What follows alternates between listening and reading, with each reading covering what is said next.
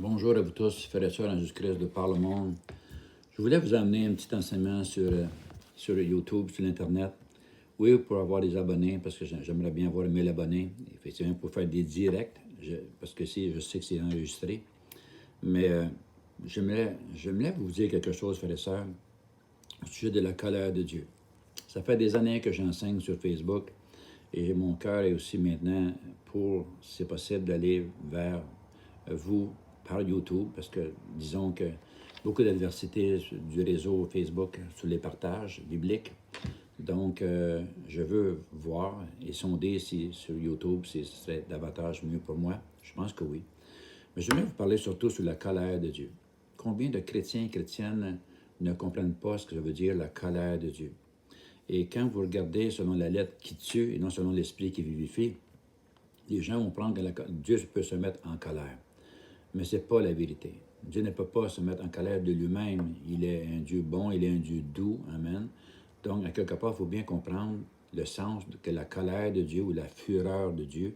Je pense qu'on se trompe grandement sur le sujet et beaucoup de gens ont peur de Dieu parce qu'ils pensent que Dieu peut se mettre en colère de lui-même. OK?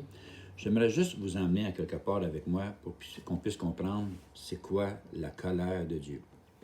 Et quand on regarde ici, dans 2 Samuel 24, 1, OK? Il parle de la colère de l'Éternel s'enflammant de nouveau contre Israël parce qu'ils ont fait le dénombrement d'Israël et de Juda, qui est aussi un péché. Donc, David a commis un grand péché contre Dieu en faisant et en acceptant, en faisant le dénombrement, amen, d'Israël. Donc, à quelque part, pour ça que vous puissiez bien comprendre l'histoire ici dans 2 Samuel 24, 1. C'est la même histoire qui se répète dans 1 Chronique 21, 1. Mais les deux endroits, c'est qui dit la même chose, la même histoire, et c'est le premier verset que vous allez avoir la réponse. OK? Et moi, ça a changé ma vie. Moi, ça a changé ma façon de voir, de regarder à Dieu. Parce que si on dit que Dieu peut se mettre en colère, qui aime s'approcher d'une personne qui se met en colère? Amen. Donc, à quelque part, il y a quelque chose qui, pour moi, qui ne fonctionnait pas. Donc, j'ai cherché la face de Dieu, j'ai cherché à comprendre. Et dans 2 Samuel 24, 1 et 1 Chronique 21, 1, le premier verset nous donne la réponse. OK? Donc, je vous ai parlé ici, je vous enseignerai pas longtemps, c'est comme un sondage en même temps, si vous aimeriez voir les enseignements. Oui, je suis pasteur, mais je suis aussi prophète de l'Éternel. Okay, depuis que j'ai été baptisé de feu du Saint-Esprit pour des enseignements bibliques avec révélation, j'aime partager les révélations de Dieu avec vous.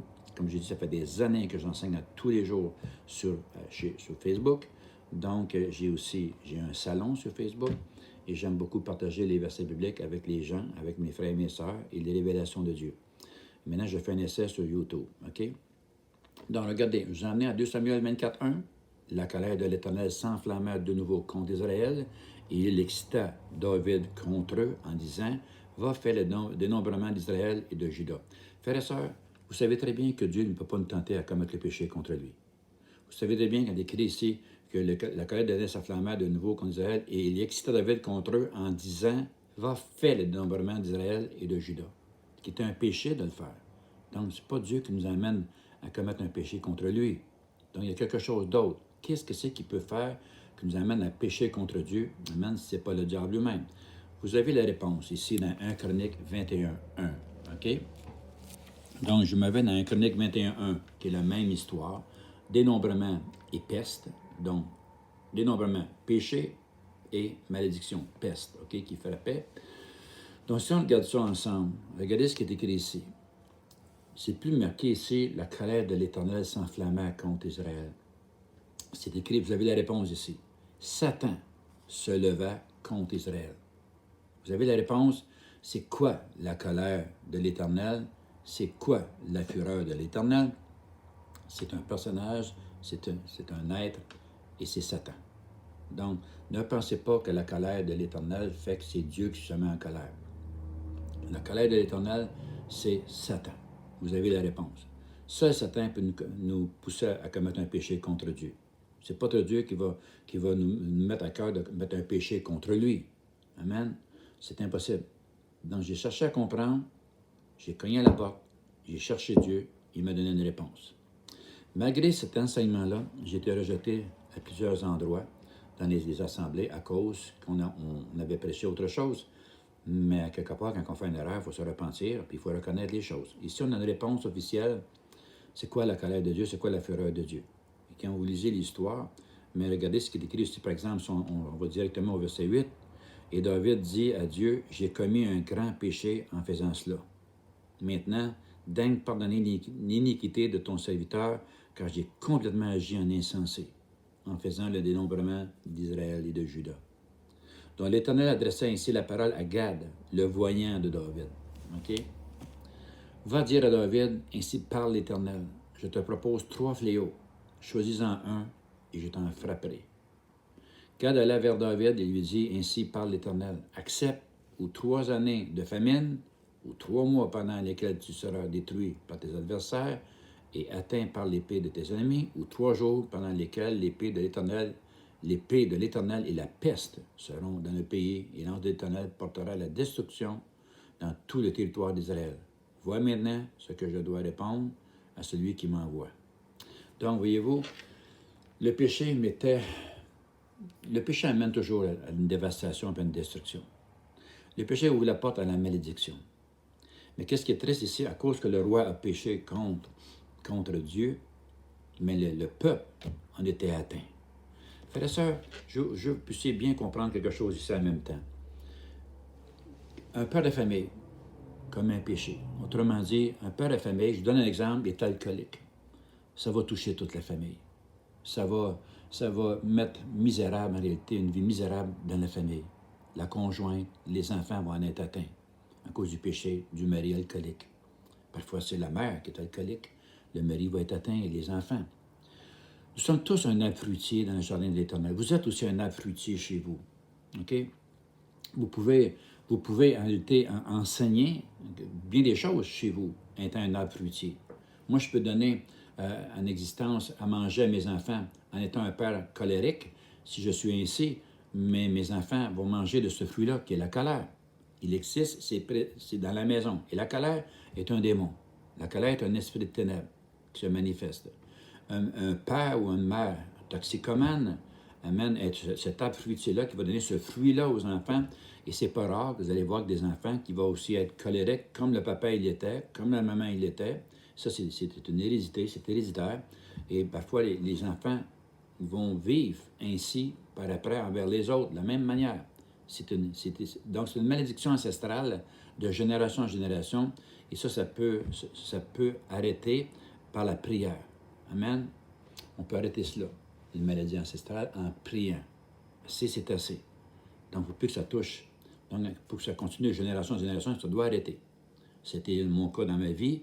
Je ne dirais pas le témoignage en réalité de ce qui s'est passé, mais j'étais voué à cela à cause que j'avais un lien de parenté qui était...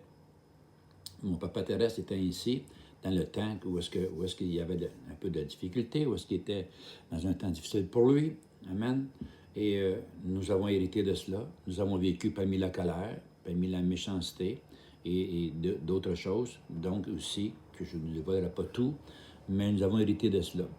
Mais gloire à Dieu, le Seigneur est bon.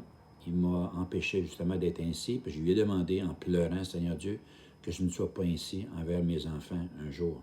Donc, merci Seigneur Dieu m'a délivré complètement de cette malédiction-là ancestrale. Donc, je suis plutôt un arbre fruitier ici dans la maison, rempli d'amour, de compassion.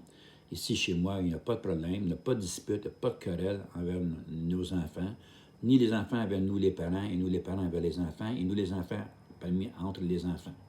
Donc, il y a de l'amour, de la compassion, il y a de la discipline, il y a du respect. Donc, je donne gloire à Dieu. Je voulais juste aujourd'hui vous donner cet exemple-là, que nous sommes tous un arbre fruitier. Qu'est-ce que c'est que je donne dans ma journée comme fruit à mes enfants? Est-ce que je suis un parent jaloux, égoïste? Est-ce que je suis un parent qui compte des mensonges, orgueilleux? Amen. Donc, mes enfants vont manger de ce fruit-là.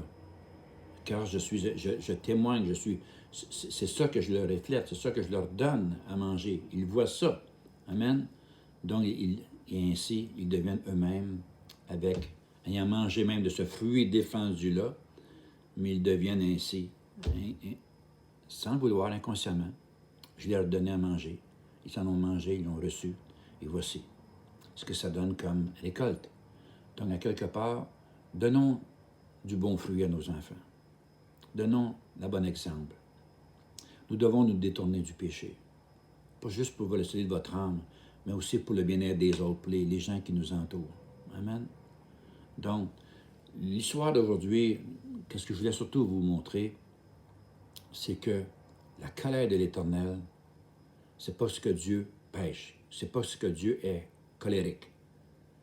La colère de l'Éternel, la fureur de l'Éternel, quand vous méditez ça dans la parole de Dieu, on parle de Satan ici. Amen. C'est pas Dieu.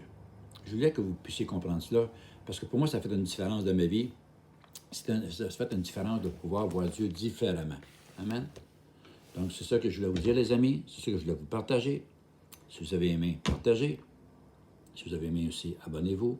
Et dites-le aux gens. Je vais vous emmener des petits enseignements de révélation parfois. Au moins, si c'est possible une fois par semaine, certainement pour débuter. Mais j'enseigne tous les jours sur Facebook. Mais j'aimerais beaucoup aller sur YouTube dans l'avenir. OK? Donc, pour ceux qui me connaissent, beaucoup dans l'Église ici dans la région me connaissent déjà, dans les croisades, dans les réunions, ce qu'on faisait, dans les conférences, un peu partout dans la province de Québec. Amen. Donc, je vous salue, l'Église du Seigneur ici. Donc, Dieu est partout dans le monde entier. Donc, sur Facebook, j'enseigne avec des gens partout dans le monde entier. Que Dieu vous bénisse abondamment. Je vous aime et à bientôt. Que Dieu vous garde dans son amour.